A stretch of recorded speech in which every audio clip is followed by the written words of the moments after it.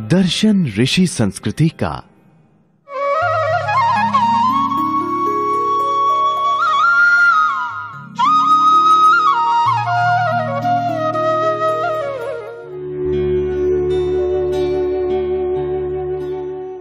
ओम नमस्ते। विचार क्रांति में आप सभी का हार्दिक अभिनंदन। विचार क्रांति में आज हम विचार करेंगे अपने स्वास्थ्य के विषय में।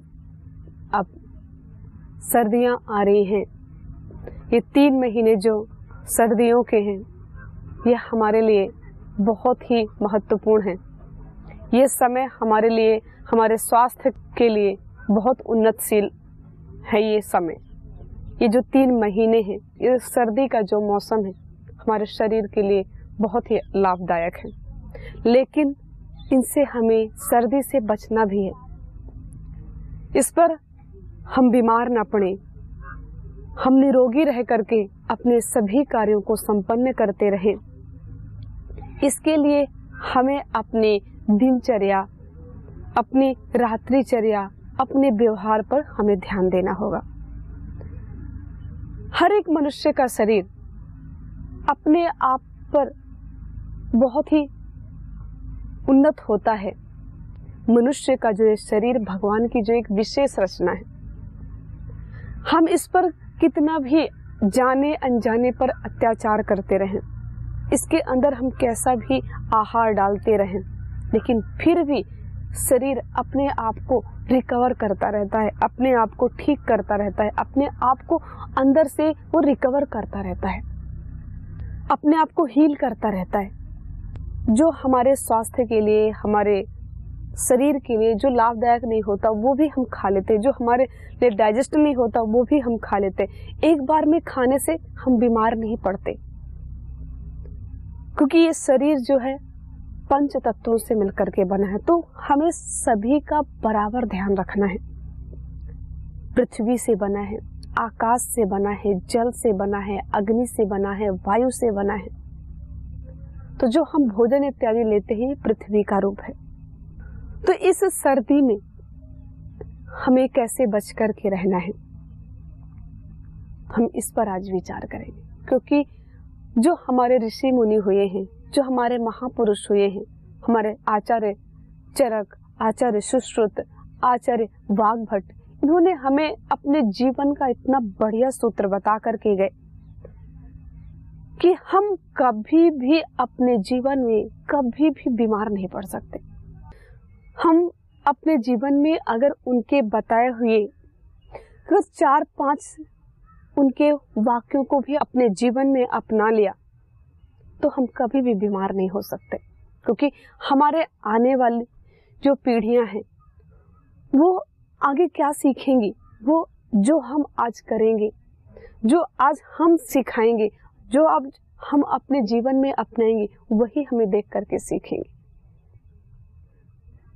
और हमारे जो पूर्वज थे, हमारे जो ऋषि थे, हमारे जो ऋषिकाएं थी, हमारे जो महापुरुष थे, उन्होंने सभी हमारे जो भारत में हमारे महान जो ऋषि हुए, उन्होंने हमें जीवन का पूरा सूत्र बता करके गए। हमें अपनी संस्कृति को अपनाना है, हमें अपनी परंपरा पर रहना है। जब हम अपनी संस्कृति को, अपनी परंपरा, अपनी जड़ से जुड़ करके रहेंगे तो हम किसी के गुलाम नहीं बनेंगे। सर्वप्रथम तो हमें अपने आप से जुड़ करके रहना चाहिए और अपने घर से, अपने जीवन से सर्वप्रथम एलोपैथी की दवाइयों का बहिष्कार कर देना चाहिए। जो एलोपैथी की दवाइयां होती हैं, हम इनको खाते रहते हैं, जाने अनजाने में हमारे अंदर ये कितने सारे रोगों को उत्पन्न करती हैं। हम किसी पेट दर्द के लिए दवाई खाते हैं, तो पेट दर्द में तो थोड़ा सा वो ठीक नहीं होता, बल्कि रिलीफ देता है। थोड़ी देर के लिए आपको ऐसा लगेगा कि हाँ, आराम सा महसूस हो गया, लेकिन बाद में आपके कहीं लीवर को, किडनी को, पेनक्रियाज को वो डैमेज कर देता है। आप एक छोटे से दर्द के लिए अगर आप एक पेन किलर खाते हैं तो तो वो आपके दर्द को थोड़ा सा कम करेगा, लेकिन उससे कई ज्यादा गुना आपको बीमारी से ग्रस्त कर देगा। तो पहले दुनिया कहीं भी जा रही है उसकी चिंता मत करो, लेकिन स्वयं पर हमें दृढ़ रहना है।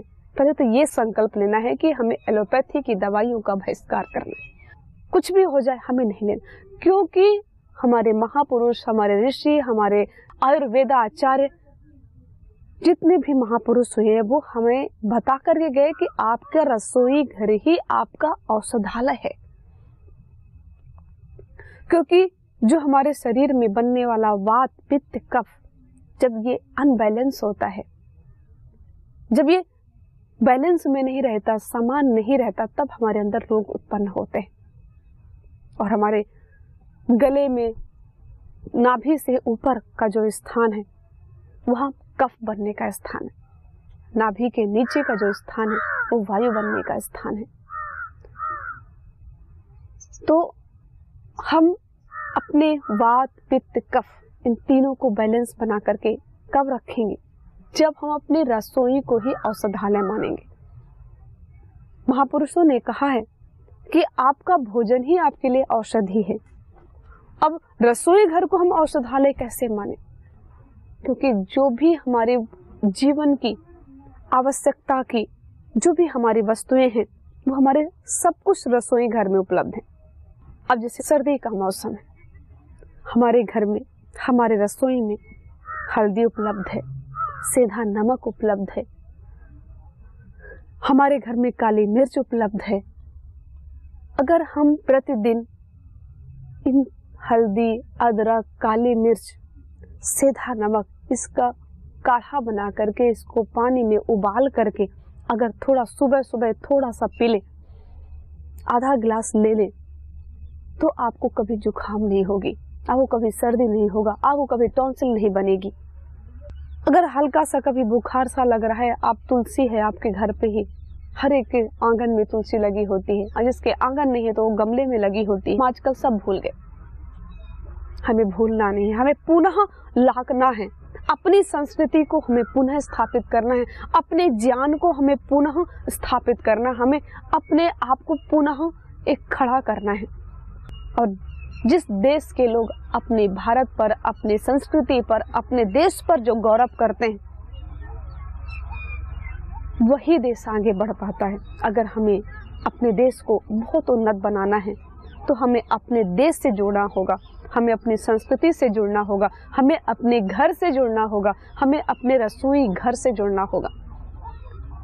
जितने भी महापुरुष, जितने भी हमारे पूर्वज, जितने भी हमारे ऋषि ऋषिकाएं हमें बता करके गए, क्योंकि ये जो मसाला शब्द है, ये मसाला शब्द तो हमारा है ही नहीं, ये तो विदेशों से आया है मसाला। तो जीरा है, अजवाइन है, हल्दी है, इनको भी हमारे यहाँ औषधि माना जाता था। ये औषधि है, और अगर हम इसको औषधि के रूप में ही प्रयोग करें तो हमारा शरीर बिल्कुल स्वस्थ रहेगा। आपको कभी भी हॉस्पिटल जाने की आवश्यकता नहीं पड़ेगी, कभी भी आप रोगी नहीं पड़ेंगे और बिल्कुल स्वस्थ रहेंगे। और जो बिल्कुल स्वस्थ रहेगा, आज पुरुषार्थ करेगा, वो कैसे गरीब रह सकता है, वो कैसे असहाय हो सकता है, वो कैसे लाचार हो सकता है। आज हमारा देश इतना लाचार, इतना गरीब, इतना बेबस क्यों हो गया? क्योंकि अपनी संस्कृति से जुड़ना भूल गया, अपने रसोई घर में ही भूल गया कि मेरा घर ही औषधालय है, मेरे घर में ही सारी औषधियां उपलब्ध हैं, मैं क्यों इधर उधर भटक रहा हूं। तो अपनी दिनचर्या को थोड़ा सा स्वस्थ रखें।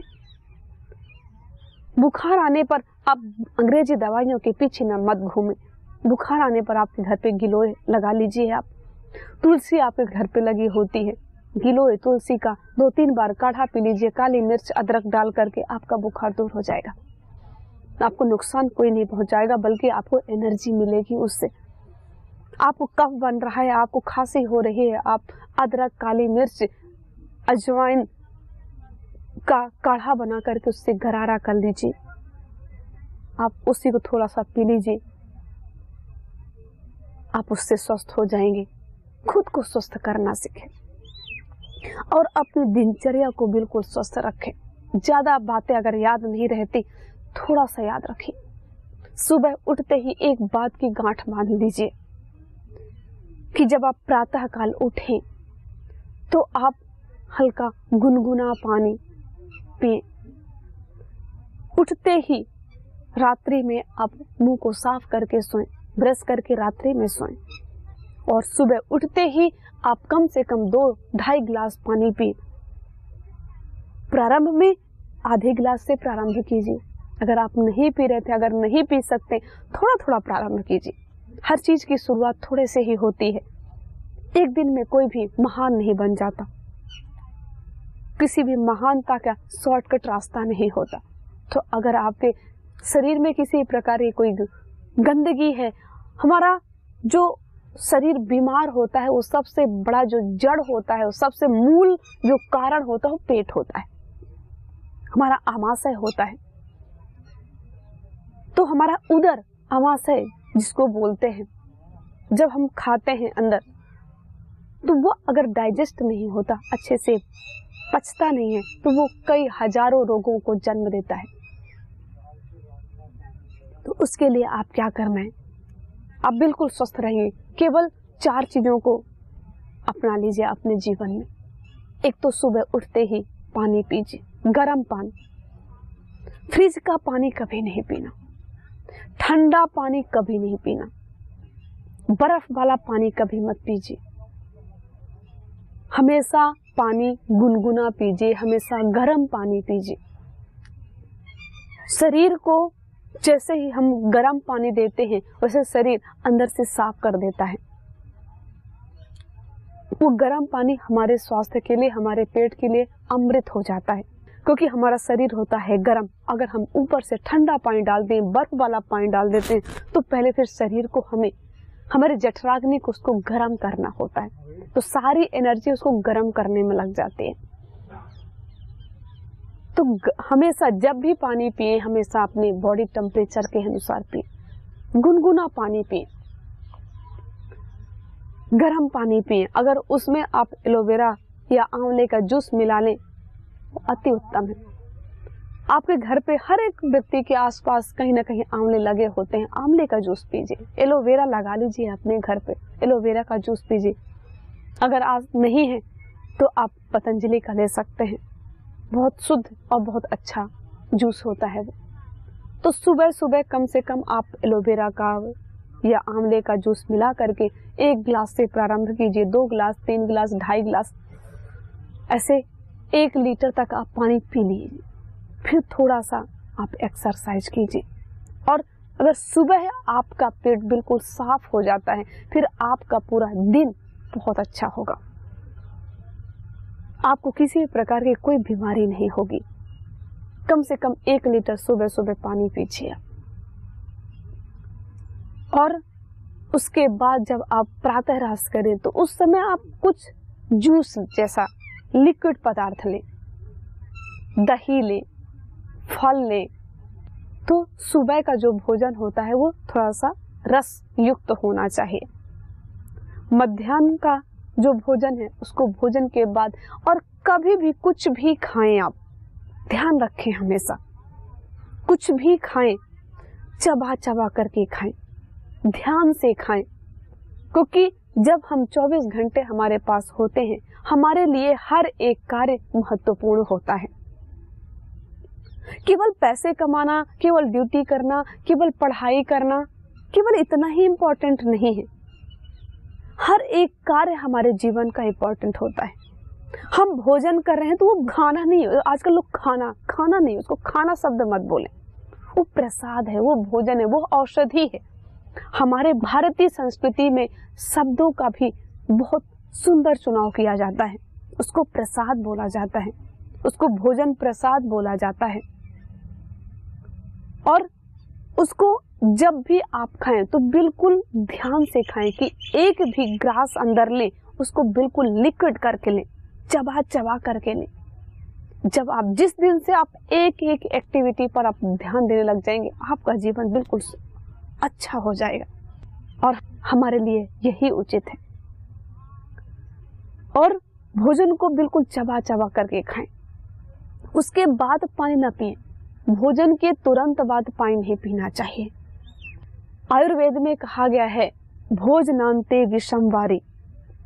भोजन के अंत में अगर आप जब पानी पीते हैं तो वो विष के समान हो जाता है। अब कैसे?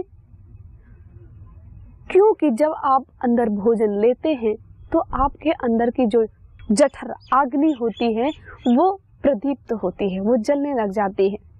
और जैसे ही आप भोजन के बाद अगर पानी डाल देते हैं तो बुझ जाती है।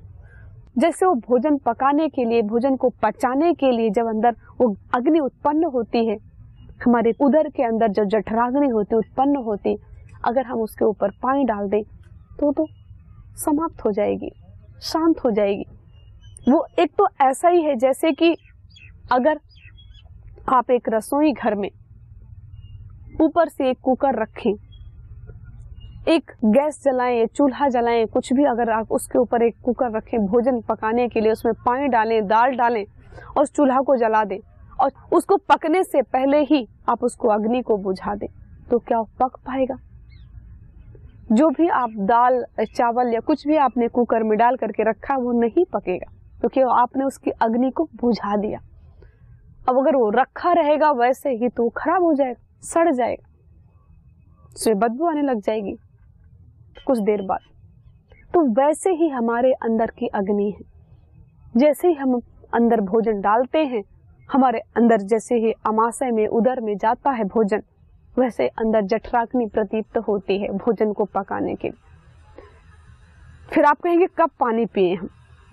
तो आपको भोजन के 1 घंटे बाद पानी पीना है।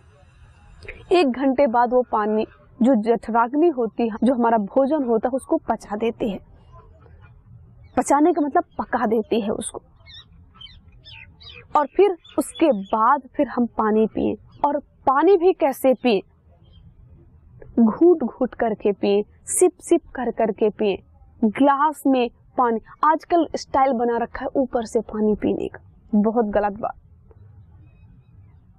क्योंकि हमारा कैसे खाना है, कैसे पीना है, कैसे उठना है, कैसे बैठना है, कैसे बोलना है, हम सब ये हमारी भारतीय संस्कृति में सब कुछ सिखाया जाता था और सब कुछ बच्चे बहुत ही अच्छे से सीख जाते थे अपने घरों, अपने परिवारों को, अपने दादी दादा नानी नाना को देख करके। लेकिन आज की जो जनरेशन है वो पूरी ही बदल चुकी है।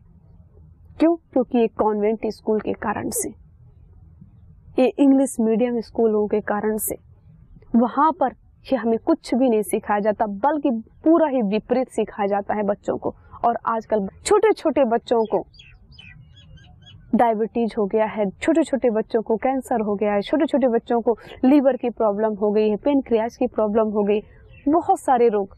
क्यों? क्योंकि खाने पीने का जो स्टाइल है वो सब कुछ बिगड़ चुका है। अगर इसी को अगर हम ध्यान रखें तो हम कभी भी बीमार नहीं पड़ेंगे। और हमें पुनः अपने संस्कृति से जुड़ना है, हमें पुनः अपने दिनचर्या को साथ में रखना है, हमें अपने दिनचर्या को सही रखना है। तो पहली बात तो प्रातः उठते ही पानी पिए, वो भी कैसा पानी? गुनगुना पानी, ठंडा पानी कभी नहीं पिए। गर्मी में अगर पीना भी है ठंडा तो घड़े का पानी पिए, कभी भी फ्रिज का या वाटर कूलर का पानी मत पिए, वो बहुत नुकसानदायक होता है। और भोजन में भी आप हरी सब्जियों का प्रयोग करें, साथ ही कम जो मिर्च मसाले जो होते हैं, मिर्च इत्यादि का, लाल मिर्च इत्यादि का, इनका कम प्रयोग करें। मसाला नहीं, औषधि। कौन सी औषधि? जीरा की औषधि। जीरा औषधि है, हमारे अजवाइन औषधि है, लहसुन को भी औषधि के प्रयोग के रूप में लें, उसको स्वाद की दृष्टि से ना लें। लहसुन और प्याज को भी औषधि के रूप में लें। तो जितना भी हमारे रसोई में उपलब्ध है वो सब कुछ औषधि है, उसको औषधि समझ करके हम प्रयोग करें, अपने जीवन में अपनाएं। अभी सर्दी का मौसम है तो सर्दी के अनुसार हम अपने भोजन को रखें। हल्दी का प्रयोग करें, अदरक का प्रयोग करें, काली मिर्च का प्रयोग करें, बेसन का प्रयोग करें, बेसन की रोटियों का प्रयोग करें, इन सब चीजों का प्रयोग करें। हरी सब्जियों का प्रयोग करें, साग का प्रयोग करें, सरसों के साग का प्रयोग करें, चने की साग का प्रयोग करें। हम बाहर की सड़ी गली, ये नूडल्स है, ये पिज्जा है, बर्गर है, फास्ट फूड है, जंक फूड है, इनको ना घर पे स्थान दें। ये केवल एक आपका आदत बन जाती है। अगर हम बचपन से किसी चीज को खिलाने लग जाते हैं, उसी की आदत बन जाती है बच्चों को, बल्कि इसमें कोई स्वाद नहीं है। ये तो बहुत स्वाद के लिए नहीं है, ये आदत हो जाती है। जैसे एक बच्चे को, छोटा सा बच्चा होता है तो उसको जब मैथ ही सिखाई जाती है तो उसको क्या बताया जाता है। एक छोटे से बच्चे को जो कुछ भी नहीं आता, उसको पहली दूसरी का बच्चा, उसको बताया जाता है कि आपको आपके पिताजी ने 5 चॉकलेट दी, अगर उस चॉकलेट में से 2 चॉकलेट किसी और को दे दिया तो कितने चॉकलेट बची। अब वो हमारे बच्चों को गणित नहीं सिखा रहे, वो हमारे बच्चों को चॉकलेट खाना सिखा रहे।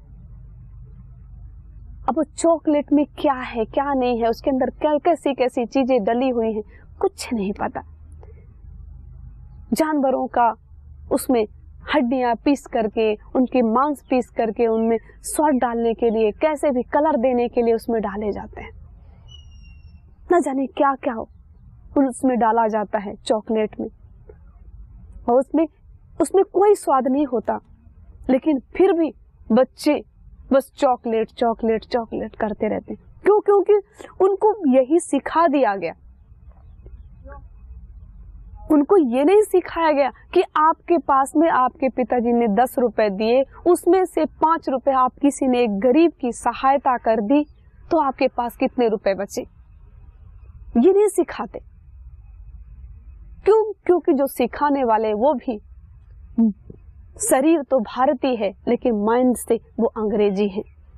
और मैकाले की यही इच्छा थी, मैकाले का यही संकल्प था कि जो भारत पे रहने वाले लोग हों वो शरीर से तो भारतीय हो लेकिन मन से, मस्तिष्क से वो मेरे अंग्रेज हो जाएं। और अंग्रेज कभी किसी का भला नहीं सोचते। मैकाले कभी किसी के भला के लिए यहाँ पर शिक्षा नहीं चलाई थी, कॉन्वेंट स्कूल भले के लिए नहीं चलाए गए थे हमारे। ये हमारे संस्कृति को, हमारी परंपरा को, हमारी पीढ़ी को बर्बाद करने के लिए चलाए। क्योंकि कोई भी न सभ्यता है, न कोई संस्कार है, न कोई खान पान का कोई संस्कार है, कोई भी सभ्यता, कोई भी संस्कार नहीं है इनके पास में। अब वही हम अपने बच्चों को कॉन्वेंट में डाल करके उनको हमने सब कुछ, उनके संस्कारों को ध्वस्त कर दिया। तो हम पुनः जागें, हम अपने आप को जगाएं, अपने आप को स्वस्थ बनाएं, अपने दिनचर्या को सही रखें, अपने खान पान को स्वस्थ रखें। कैसे खाना है, कैसे पीना है, कैसे उठना है, हम उसको हमेशा सीखते रहें। हम अपने आप को बहुत ही जागरूक बनाते रहें। तो जो भी आज हमने इस चर्चा पे जो हमने आज विचार किया, अगर आपको इतनी सारी बातें नहीं याद ना रहे कोई बात नहीं, लेकिन आप एक एक बातों को, दो बातों को अपने जीवन में अपनाते जाएं। क्योंकि एक एक सीढ़ी जैसे हम चढ़ते हैं वैसे ही तो हम मंजिल तक पहुंचते हैं। तो हम एक बात को जरूर रखें, याद रखें कि सुबह उठते ही प्रातः काल पहले बिना कुछ भी किए, कुछ भी नहीं करना, उठते ही अपने पास में पानी रखें, गर्म पानी रखें और उसको उठते ही पहले पी लें। 1 गिलास से प्रारंभ करें, 2-3 गिलास तक हम उठते ही पिए। फिर थोड़ा सा हम इधर उधर घूमें और इसके बाद थोड़ा सा एक्सरसाइज कर लें, ताड़ासन कर लें। जैसे हम शरीर को खींचते हैं, जैसे हम कहते हैं ना, जब भोजन के बाद या किसी भी जब थकान सी लगती है तो अंगड़ाई सी लेते हैं, तो हमारा ऐसा लगता है हाँ रिलैक्स मिल गया।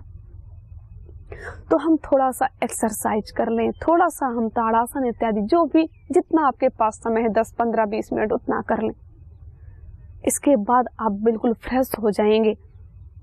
और जब भी सुबह आप प्रातः रस जब लें, एक रस युक्त लें, स्नेह युक्त लें, उसमें स्निग्धता हो, रुक्षता ना हो, सूखापन ना हो। रुक्षता मतलब सूखापन, स्नेहता मतलब स्नेह युक्त, रस युक्त आप भोजन लें। दोपहर के भोजन के बाद तुरंत पानी ना पिए, अगर पीना भी है तो छाछ लें, लस्सी लें और रात्रि के भोजन के बाद आप दूध लें। अगर इतना भी आपने जीवन में अपना लिया तो आपको कभी भी आप बीमार नहीं हो सकते, कोई भी आपको बीमार नहीं कर सकता। इसी के साथ आज विचार क्रांति में हम अपने जीवन को बहुत स्वस्थ बनाएं, अपनी संस्कृति से जुड़ें, अपनी सभ्यता से जुड़ें। ओम नमस्ते।